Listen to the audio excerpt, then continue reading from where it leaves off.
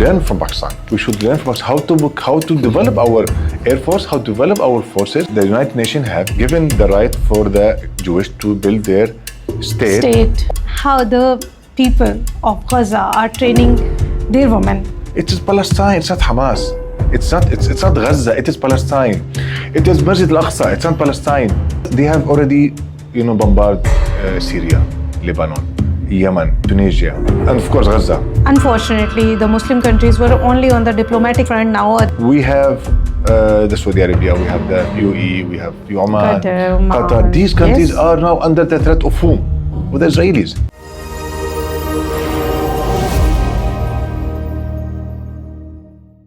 अस्सलाम वालेकुम, तवारे Pakistan talks about future की एक नई एपिसोड में आपका खुश आमदीद कहूँगी। आज हम जिनसे बात करने लगे हैं, इंट्रोडक्शन में आप लोगों को उर्दू में करवा रही हूँ, लेकिन कोशिश करेंगे कि हमारी बाकी जो सारी डिस्कशन है वो अंग्रेज़ी ज़बान में हो, ताकि आप लोग और वो तमाम लोग, बल्कि हमारे साथ जो बैठे हुए गेस्ट हैं, वो समझ सकें। इसके लिए हम आपके लिए ट्रांसक्रिप्शन ऑन कर देंगे, जिससे आप ये समझ सकें कि हम क्या बात कर रहे हैं। टिल द टाइम हम आज की पॉडकास्ट को शुरू करते हैं। We have Bakir Younis with us. He is a फ़लस्तीनी person. He is living in Pakistan and working as a journalist. So we will talk about Gaza, we will talk about Palestine, and we will also talk about how the media, communication and the people related to communication should work for the betterment of the Muslims, particularly all the Muslims around the world, because we understand that, we as a journalist understand that these days are very critical days for all of us, because the world is planning for another war, or if that war would happen, then definitely we the Pakistani, we the Muslims would be impacted a lot, and we should have to prepare for it. Assalamu alaikum. Wa alaikum salam wa rahmatullah. Thank you so much for joining us in the podcast. How are you doing? I'm fine, thank you. So Bakir, we will start with how did you come to Pakistan for the journalism? That especially majority of Pakistani journalists want to go abroad to work. Well, see, journalism in Pakistan, of course, it have two, let's say, fields, the local media and the international media. And yes, they're not the same.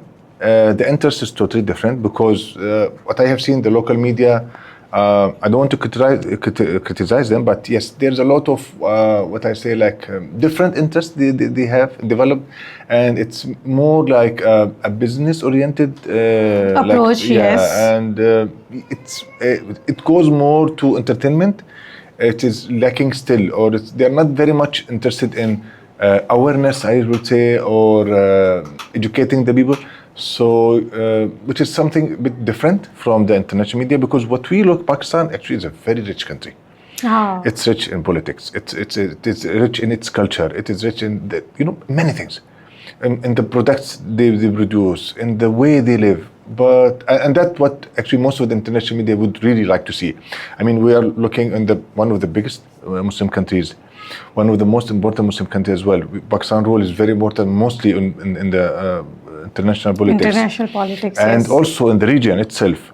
Like the Pakistani-China BRI project, yes, the CPAC, the Pakistani relation with Afghanistan, the war on terrorism. So yes, Pakistan role it's huge, and yes, that's one of the things that most of the international media would always like to cover.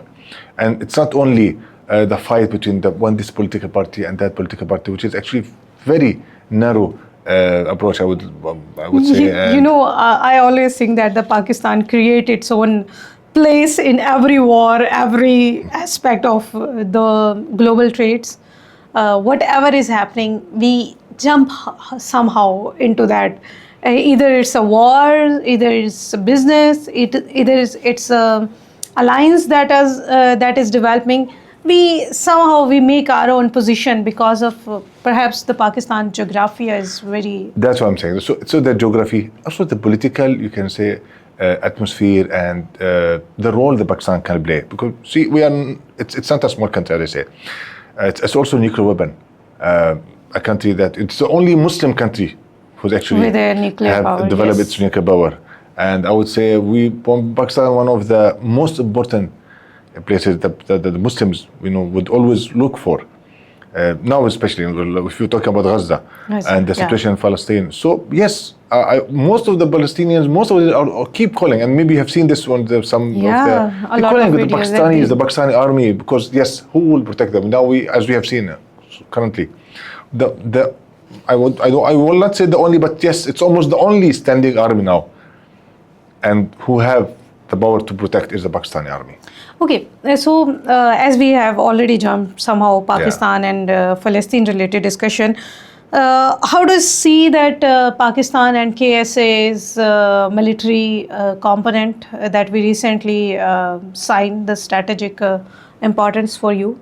It is very important. See, now the Arab world have been under, like a lot of tests now. So I think the Israelis, the Jewish, are not willing to keep the Arab world living the way they are living since the so-called independence they have received. Yes. And after the Osmani Khilafat have gone down. Yeah. So this new states, I think this is a challenge for the Israelis themselves, and it's also a test for the Arab themselves. How can they prevail these states? Now we have the Saudi Arabia, we have the UAE, we have Oman, Qatar. These countries are now under the threat of whom? Of the Israelis. Yes. They have already bombarded Syria, Lebanon, Yemen, Tunisia, so, and of course Gaza, and they are already occupying Palestine.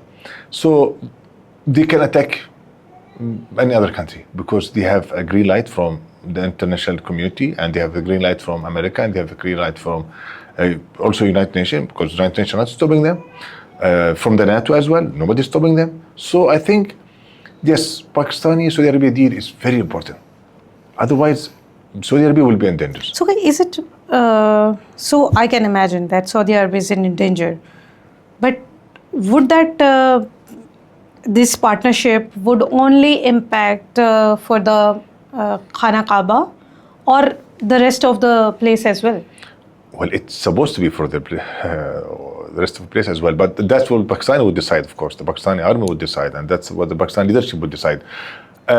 What we, like me, what really I would like to see, and not only protection of the Saudi Arabia, but the protection for the whole Muslim world. And it should not be only from the Pakistani army, it should be also from the other countries' army as well. I mean, there should be an army raised by the Arabs themselves, where their air force, where their strength. They should be strong. They should come up with this idea that we should learn from Pakistan. We should learn from us how to develop our air force, how to develop our forces, how to develop different forces to be or to have this ability to defend. I mean, they might have, of course, their own force. Of course, they have their army. They have their army, obviously. And there is a deal. Usually, there's deals between different countries. It's not only deal come because one country is weak. But what I'm saying that yes, we are lacking actually a lot of strength. And as we see now, Qatar have been attacked. Yes. Qatar couldn't reply, and they are not replying, and they will not reply. And they will not do it. And they will not do it. So it's not like, but Pakistan and India, when India attacked Pakistan, Pakistan would definitely reply. Yes. Otherwise, and this is the concept over here, that you can't attack us, you can't hit our country, you can't touch our soil. You are the enemy, and whatever you will do, we will retaliate. We will come back to you. And I think this is now a different in the Arab world, because we are lacking this kind of strength. We are lacking this type of strategy as well. So Qatar have been attacked and they couldn't reply.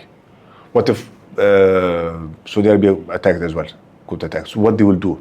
And one of the problems. So if the Pakistan would respond for the KSA, then have you any idea that Pakistan should also know that if the Pakistan would be able to defend itself or not? See, the point is, look, the part of sacrifice that we always, most of us now as Muslims are not willing to sacrifice. I mean, how you will defend your place? Of course, with sacrifice. I mean, how you protect? You have to sacrifice to protect something. I mean, we want to stay the same and we want to protect.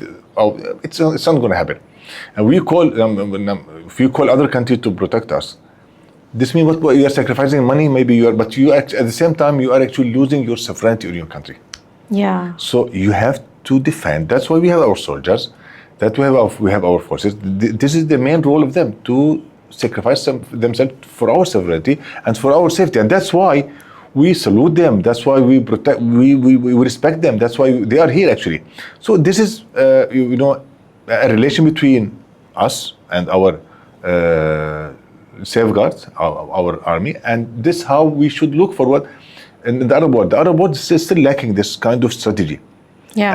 And for this long years, they have not developed this much force and this much defending ability that they can be sure that they will be saving them. And that's why actually Israel are attacking the Arab world now openly. They have attacked Syria and they have occupied land of Syria, and Syrians are unable to reply.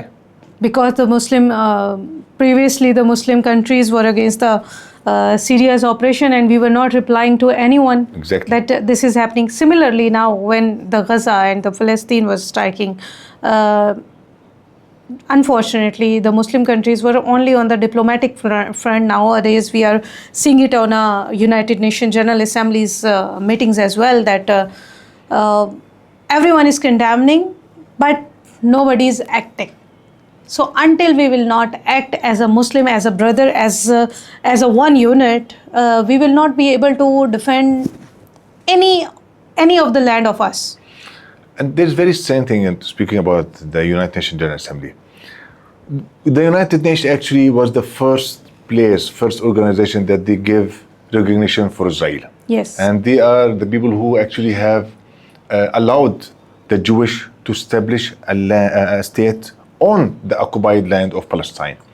How would we, expect something good from them? Would they actually stop the Israeli and the Jewish army, or I would call them the occupiers, from occupying Palestine? Would they initiate or write or issue a resolution saying that Palestine should be free and the Israeli have to go out from Palestine? So there is no hope, and this actually, I think it's a wrong concept that we were expecting something from the United Nations. The Arab and the Muslim world should have never rely on the Western side. Rely, yes, and never speak to them even. It was very good, seeing that they have boycotted Netanyahu. Yes, yesterday when they were entering into the yes. But actually, they should have never gone actually, because what the United Nations will do? The United Nations have given the right for the Jewish to build their state on an occupied land of Palestine, and they have brought Netanyahu, and they have not done anything to him. He is the criminal. He is the one who killing the Palestinians all these 2 years, and still continuing killing of Palestinians. Today there's around 20 Palestinians killed in this morning, and the bombarding still continues. For 2 years there's non-stop bombarding of Gaza. Airstrikes are still going on. What they have done for Netanyahu? What nations have done? United Nations have done nothing. He came and he speech as a prime minister of a country. He's a prime occupier. He's a prime criminal. He's a prime killer. What they are doing to him? Nothing. They are giving him protection. They are giving him prestige. They are receiving him. They are allowing him to speak. How come? If a person kills someone, if I kill someone now, would I be a criminal or not?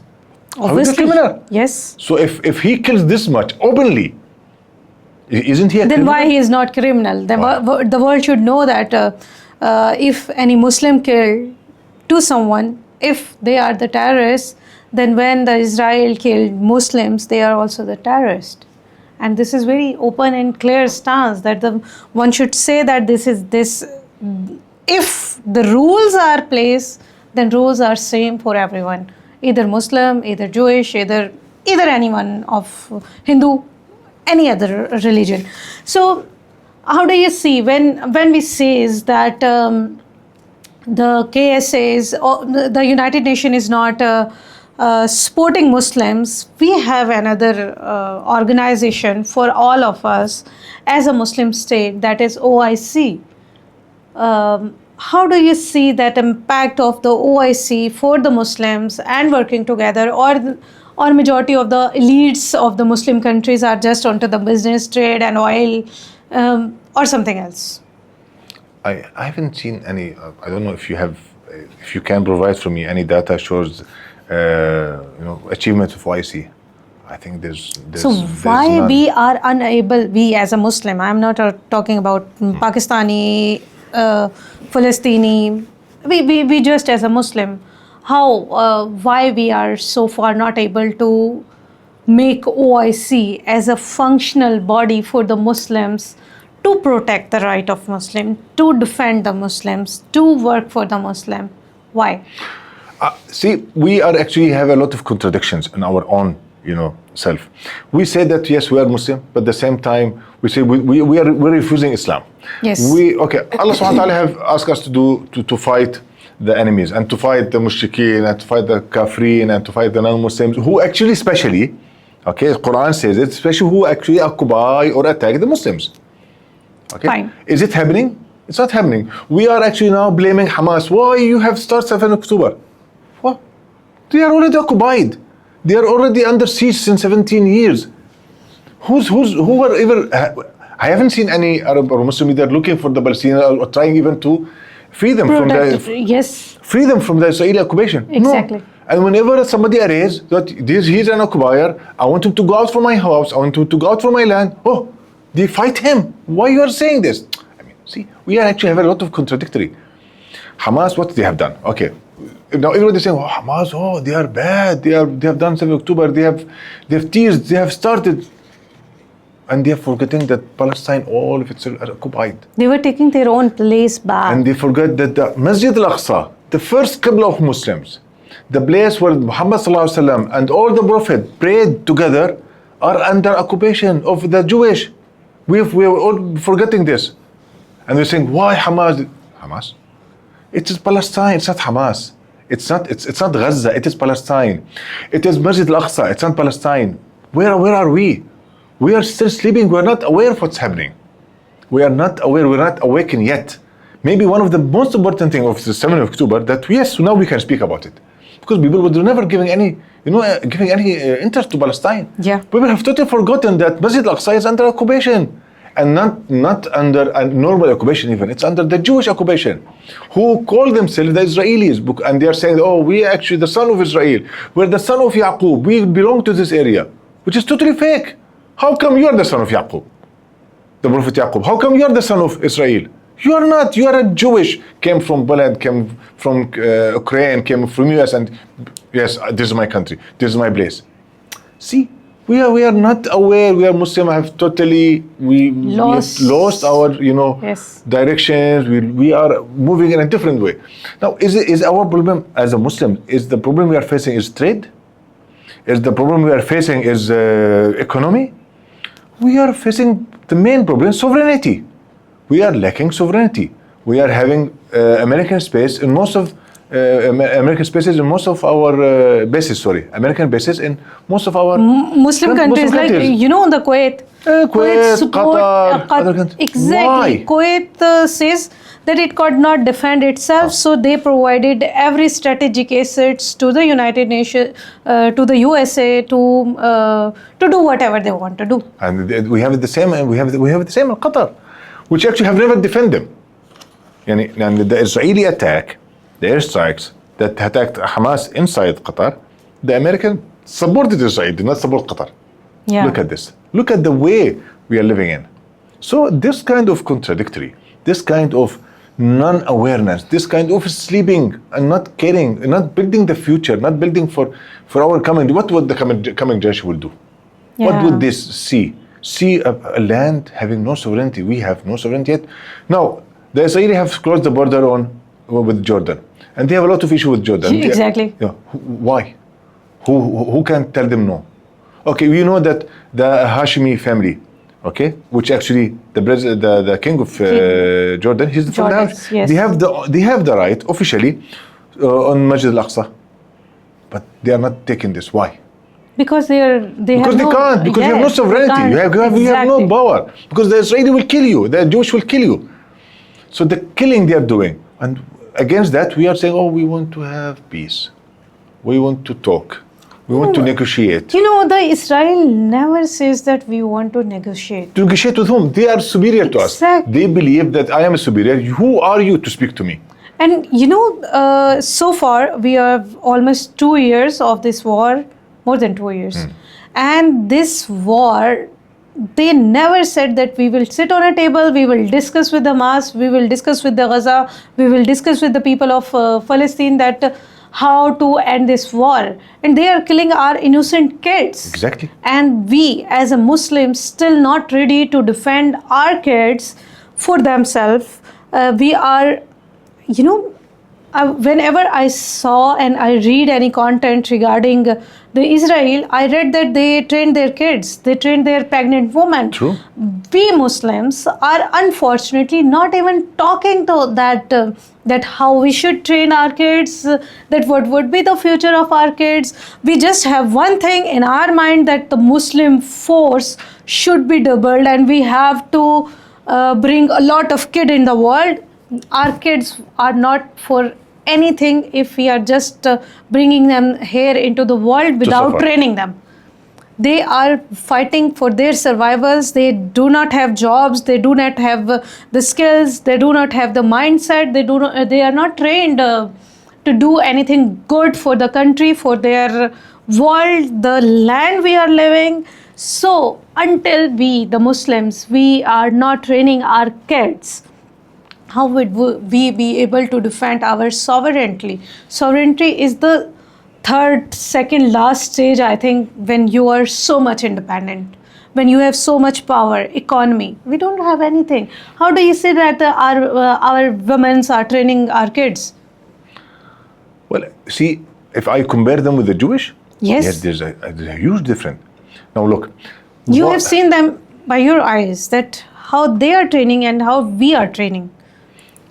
See, now, what's happening with the Saeed, what the Jewish are doing? If you are 6 years old, you start using weapons. You start using pistols. You have to know how to kill. Yeah. Because this is one of their own religion, how to kill. We are not even learning exactly how to pray. We don't teach our kids even how to do namaz in a correct way. Okay. How to protect? It's very rare. If you find a kid training or something, we'll say, oh, don't. He should be peaceful. He should look at your enemy. We are not building that generation who will face the enemy. We should be aware of what our enemy is building for us. Quran says, وَأَعِدُّوا لَهُمْ مَا اسْتَطَعْتُمْ. Prepare for them. See, مَا اسْتَطَعْتُمْ means, it doesn't mean whatever you can. No. It means everything you can. Yes. Okay, and of course, if any Quran person who will understand this tafsir, it's mean, everything you can, you have to prepare it for your enemy, to stand against your enemy. So our kids, our generation should be prepared. Now, what people of Gaza did, they have manufactured their own weapons, because no Arab or Muslim country is supporting them. Yes. They have built their own people. They have invested on their generation. They have trained them. Okay, and then they have started the 7 October because nobody is standing with them. They have done it with them by their own self. Okay, many people will say, no, this was wrong. They were not supposed to do this because the Israeli, look what the Israeli did. This is what the Jewish want us to feel. Yes. That whenever we do something, the reaction is too huge in a way that we should blame ourselves. We should not blame them. We should look at the fighter, the freedom fighter, as a bad person. But the occupier is a good one. See the contradictory. We should look at the one who trained to defend the country, the plan to defend the country, or the one who lost his life defending the country. He's a bad man. He did wrong. He's stupid. He's a terrorist. He's extremist.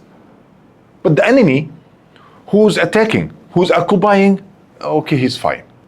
If we look, actually, even if you go to the social media, and you see the amount of criticism that have been given to Hamas and the fighters, Al-Jihad, the Palestinian ones, and the amount of criticism that have been given to the Israelis, you will find it's much lesser.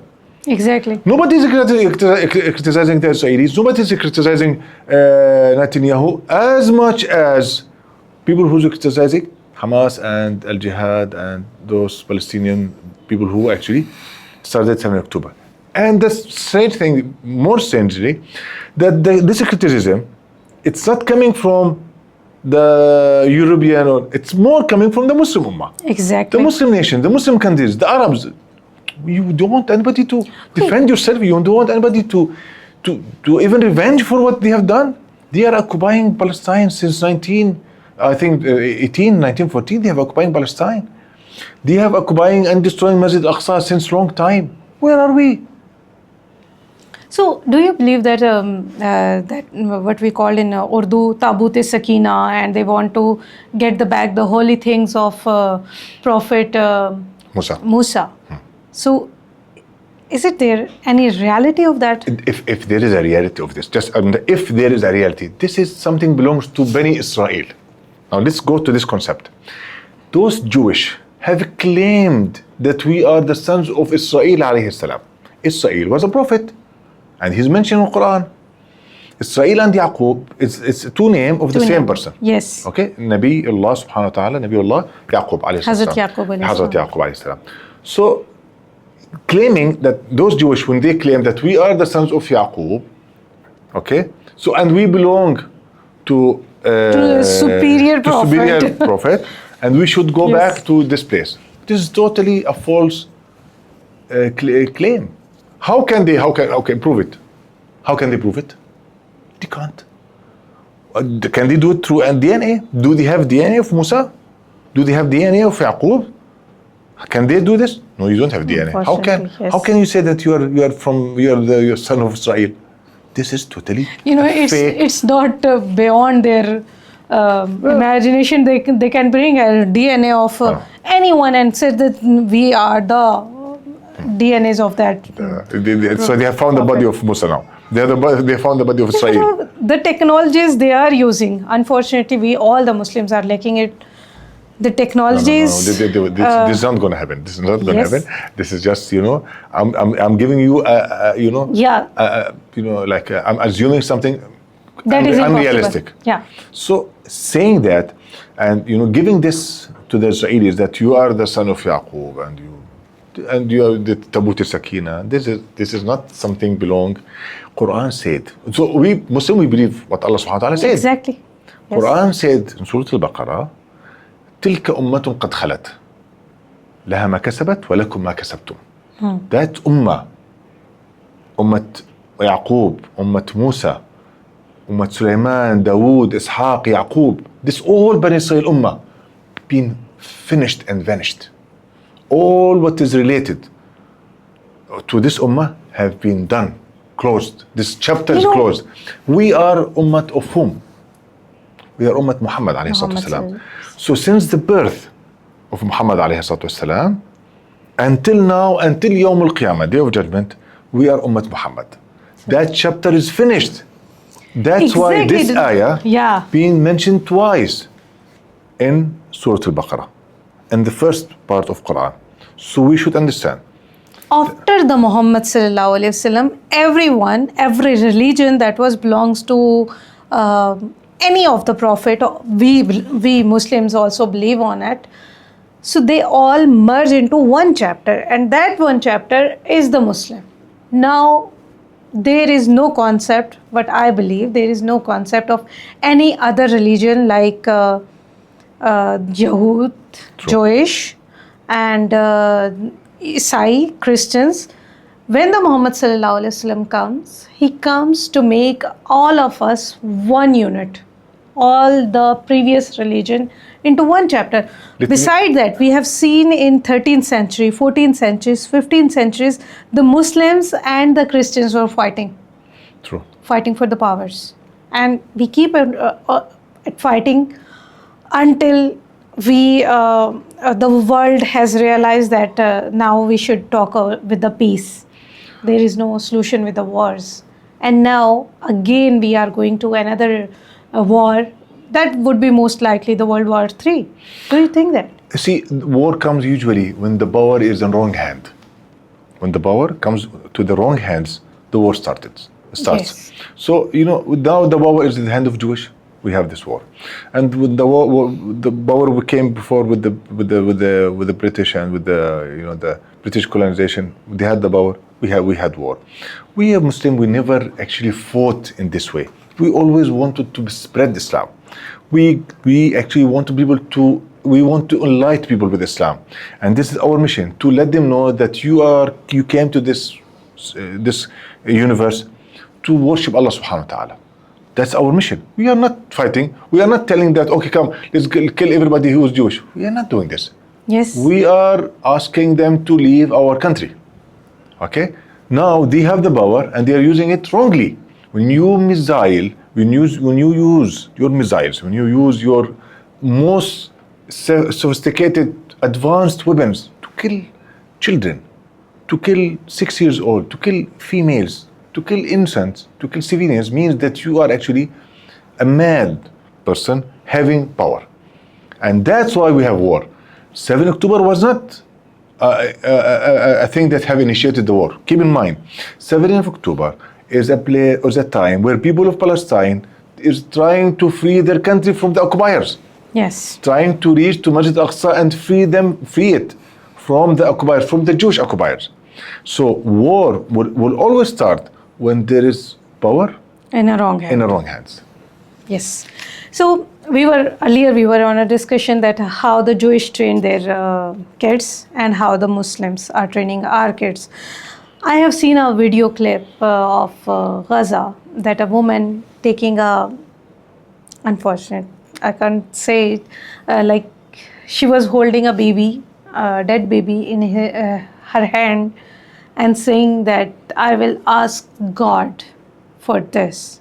And when we as a Muslim and the Jewish must be also talk about that. How they assume that this kind of activities. But on the other side, I saw a very courageous woman. She was not crying.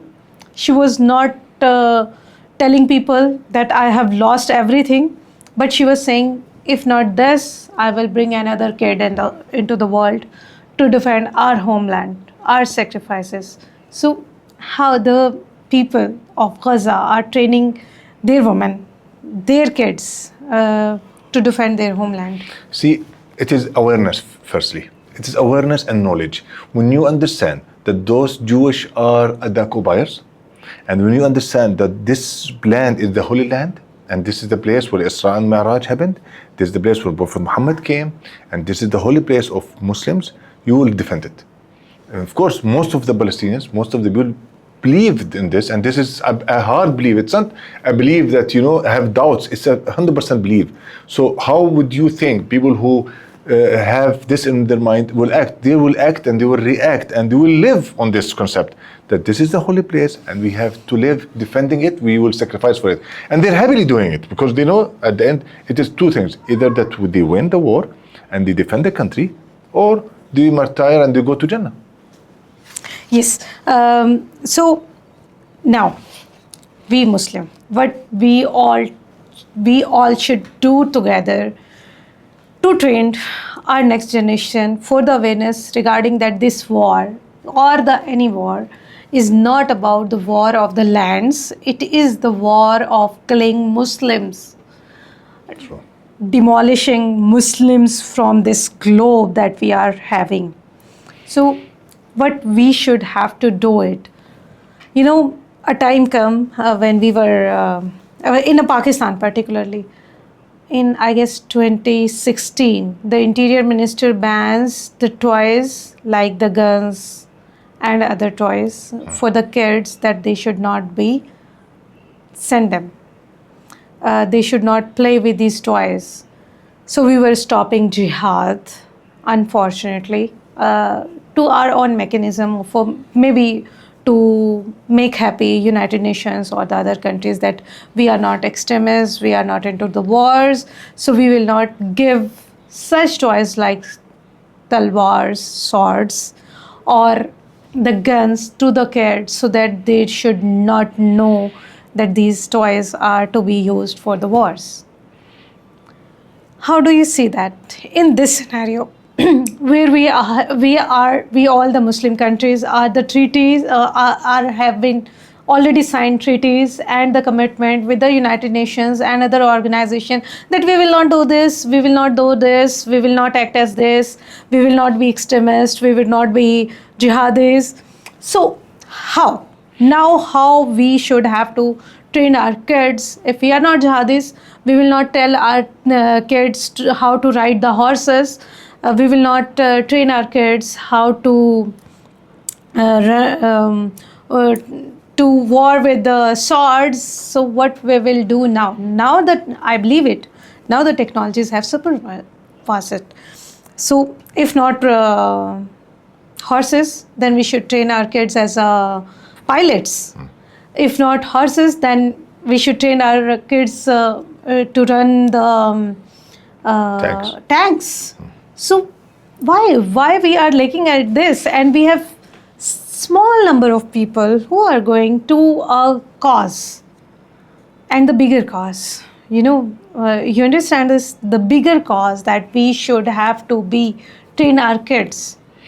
You see, actually, it always starts from awareness. We just discussed before. It's if like we were, yes, like for example in Pakistan or many other countries, the name of jihad have been usually used wrongly. That it's jihad to fight the policeman. This is not jihad. Yes, exactly. Jihad to fight the army. This is not jihad.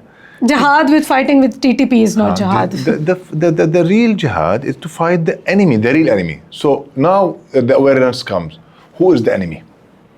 Is the enemy is the army who protects my country, or the enemy, those Jewish occupiers who occupied a holy land of the Muslims? Now, if we understand and we are aware of this concept, that who is the enemy first of all, okay, then we have to then act accordingly. There is the enemy, then we should act, we should prepare ourselves to defend this enemy. Okay, so here is the most technical, I would say, concept. Of course, there is a lot of way, and many ways, not that where people will, of course, get training and train and work. But if you are very much well trained and you don't know who's your enemy, you will fight whom. You will fight, of course, you will be used maybe by many wrong. You will start killing your neighbors if you would not know the name. We have seen even that people who are trained by Indians come to fight in Pakistan, these so-called Muslims. Yes. So why? Because they are totally having wrong concept. They have totally brainwashed. So when we have those minds, okay, that have the correct awareness and they have the correct knowledge, then they should be given and provided the power to defend and to act accordingly against the real enemy. Yeah. So you have seen the issue of Balochistan right now. You as a journalist must be aware of it, that a small group of Muslims are fighting for their survival with the government of Pakistan to occupy the land and to occupy the people of Balochistan. And they do not have any kind of resources to run the system, to make the people more resilient for everything. So how do you see the issue of Balochistan in this regard, that when we talk about that we are not extremists, but we are training or the India have training, or any other country, maybe it's not just India, it could be Russia, it could be America, who are feeding BLAs and other relevant parties to disturb Pakistan, to disturb the peace of Pakistan. How do you see that? Well, see, this we were just talking about this brainwashed people. Yeah. Actually, of course, they always create a problem. So education is the right thing for the people of Balochistan, because the Taware Pakistan talks about the Balochistan. So the people should know that the awareness and education must be with us. Anyone can wash your mind. Anyone can manipulate your mind. Anyone can try to propagate your mind for some certain thing. But as a Muslim, we should know that who is fighting with whom to fight with us, and what country should be, where we should go for wars. And we should understand, actually, when we fight someone, who is the benefit? Who is getting the benefit? I mean, Yeah. if your enemy is getting the benefit, so it means that you are used by the enemies. You are not actually doing something good for your own people. Yes. So I don't know what is the concept of they are holding in their mind, but of course, if it is serving the Indians, definitely then they are actually they're backing the Indians. So they should understand this is something wrong. So we must have open mind and open heart to listen and accept and search that what is going to be happen and what is happening with us, and who is the reason. Okay, now come to the journalism part. As you're a journalist, I'm also a journalist. We journalists have one purpose in our minds, that we have to educate the people. What is happening on the social media, and why the journalists are not doing journalism around the globe? They are just talking what the organization are feeding them. Why the journalists are compromised now? You see, journalism actually in the recent time have, because of the social media, what the effect they have actually did in the societies. So journalism thought that, okay, we should do the same as the social media people are doing. So we have seen many social media doing nothing. Any act, they dance and they get a lot of followers. They, do any act in front of the camera and they got a lot of followers, and this pay them good money. So unfortunately, most of the media, the journalists don't have money. So this actually have pushed most of the journalists to do something that, okay, they just want to have, what you call it, like likes, shares, and subscribers, followers, yes. Which actually, I don't think previously a journalist will write a book and put it in the market, and even he will never ask somebody to sell it for him. He will just write a book. And his mission, he feel that he have done this, that he have wrote the book in which he put the information that he believe, and he give it to the coming generation, look, this is my experience. Read it and go on. Now, this kind of mission and this kind of understanding the journalism is not about how many likes you'll get. It's about how would you really change the mindset of the people correctly, and how many information you can bring to them. Because actually what we do, we narrate to them the things we are seeing. So we narrate to them the thing that we have actually experienced and seen. So this should be, should carry a lot of awareness and a lot of information. Yeah.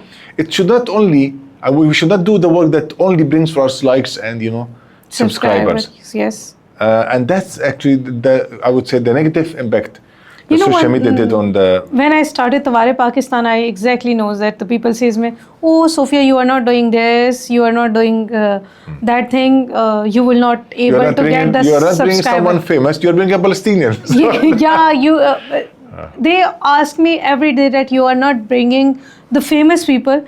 So I tell them, I am not working on the famous people, I am working on the right people.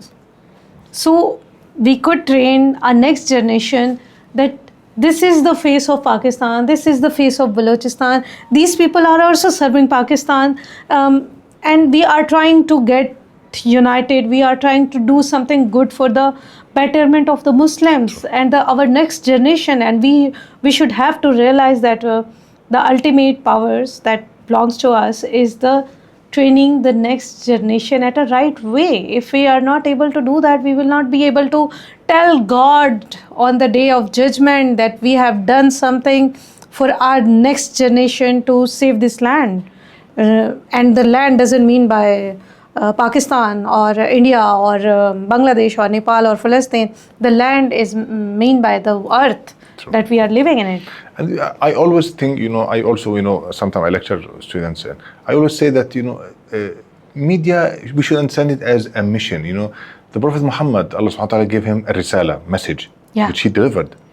So we should also understand that when you come to know something, it's kind of also a mission. It's a risala, you have it. Yes. You should deliver it correctly. And you should be happy that you're doing that. It's not about how much you'll get, how much subscribers, it's not about the TikTok, yes. It's not about the Instagram. It's about the mission you deliver to the people. And we must realize one ayat of the Quran that says whenever anyone bring an information to you, check it. Yes. when جاءكم فاسق بنبأ فتبينوا. Whenever you got any information, double check it, in fact. And nowadays, due to this social media, we the journalists are facing a lot of challenge. How do you see that these challenges should overcome by a journalist? Well, we should really stand for it. We should really stand for it because it's really affecting a lot of people, and it's have a lot of negative effects. See, there's many fake news comes, and most of the people don't know that this is a fake news. Yes. And they are, unfortunately, they're following it. And we should work. We as a media, I think our tasks have increased. Our we have more burden now, Yes. and we should also we should sacrifice. We should have this concept that we should sacrifice a lot of our time, a lot of our efforts in this, that we should give more time to make the people aware that this is wrong and this is the right. We should write books, we should write articles, we should do podcasts, we should use the social media correctly, not looking for subscribes and likes only. We should really do the thing that make the people understand where to go and what is correct and where not to go and what's wrong. Yes, definitely. Last message for the Muslims and particularly the people of Pakistan and all the people watching our podcasts. And how do you see that? What we all should do to save our lands and our sovereignties? What should be your last message for this podcast? Well, I would say that we should be very careful following our religion, and we should stick to our religion. وَاعْتَصِمُوا بِحَبْلِ اللَّهِ جَمِيعًا وَلَا تَفَرَّقُوا. We should all become united. We should be very strong with each other. We should help each other. We should sacrifice for each other, and we should also work on awareness of each other. We should help each other. We should not let anyone we should not let Palestinians suffer like this. We should really protect our land. We should also protect other Muslims. We have a lot of things to do. We should come up to this challenge. There's a lot of challenges. The coming generation should be more stronger, and we should start really building ourselves. The challenge is not easy, and we should not think that we are afar, the problems in other countries. No, we are in the mainstream, and may Allah subhanahu wa ta'ala protect us. May Allah subhanahu wa ta'ala protect Pakistan, and I hope Allah give us good guidance. Courage, and yes, good guidance. hidayah. Thank you so much for being with us. So we talk about Palestine, the Muslims, and the education. What is the role of importance and what we should have to do for the nations to survive as a Muslims. Stay tuned with us. Before leaving, I must ask you to like, subscribe, and share with those people whom you want to be educated on the right thing, because we are trying to bring all those stories on the front page. Those are not being discussing around anywhere in the world.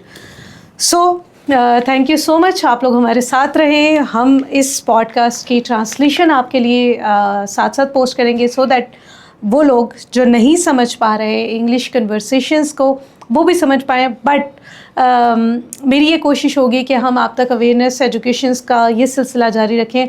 और आखिर में जैसे कि बाकिर ने कहा है, मेरे भी वही वर्ड्स होंगे कि अल्लाह ताला ख़ुद कहता है कि ऐ मुसलमानों, अल्लाह की रस्सी को मजबूती से थामे रखो. और यहाँ पे लफ्ज़ मजबूती का इस्तेमाल किया गया है ताकि आप टोटे ना हो, ताकि आप बिखरे ना, ताकि आप स्कैटर ना हो जाएं और अलग अलग किसी को लड़ने के लिए ना छोड़ दें. पिछले पूरे 50 साल अगर आप मुसलमानों की हिस्ट्री के उठा के देखेंगे, you will come to know that कि तमाम मुस्लिम कंट्रीज़ जहाँ पे स्ट्राइक की गए, they were fighting all alone. वो अफ़गानिस्तान हो, वो ईरान हो, वो इराक़ हो, वो जॉर्डन हो, वो शाम हो, हर जगह पे यही कुछ हुआ है. लेकिन हम सबको एक दूसरे के साथ खड़ा होना होगा ताकि हम एक दूसरे के लिए एक ऐसा मजबूत ताल्लुक़ बन जाएं जिसको दुनिया में आने वाली कोई ताकत ना तोड़ सके, ना खींच सके. और इन तमाम चीज़ों में हम मुसलमानों को ये भी देखना होगा कि हमें जो बताया जा रहा है हो सकता है वो गलत हो. जैसा कि आपने देखा होगा कि इराक़ में मैसिव वॉर की बात की गई, मैसिव इक्विपमेंट्स की बात की गई कि उनके पास ऐसे हथियार मौजूद हैं जिससे वो दुनिया को एक सेकंड में तबाह कर सकते हैं. लेकिन इराक़ ख़ुद तबाह हो गया, सद्दाम ख़ुद चले गए, लेकिन वो मैसिव मास डिस्ट्रक्शन कहाँ है? Nobody is able to ask that and nobody is talking about that. तो हम मुसलमानों को अपने लिए ख़ुद स्टैंड लेना होगा इससे पहले कि बहुत देर हो जाए. अपना ख्याल रखिएगा. हमें लाइक कीजिए, सब्सक्राइब कीजिए, शेयर कीजिए. और इस तरह की कोई इन्फॉर्मेशन आपके पास मौजूद है, आप चाहते हैं कि पाकिस्तान में बलूचिस्तान से ख़ास तौर पर आपका ताल्लुक़ है और आपकी आवाज़ को लोगों तक पहुंचाया जाए, तो हमारे साथ दीजिए, हमारे पेज पे कमेंट कीजिए, हमें बताइए. हम आपको लेकर आएंगे अपने स्टूडियो में और हम आपसे बात करेंगे. Take care of yourself. अल्लाह निगहबान.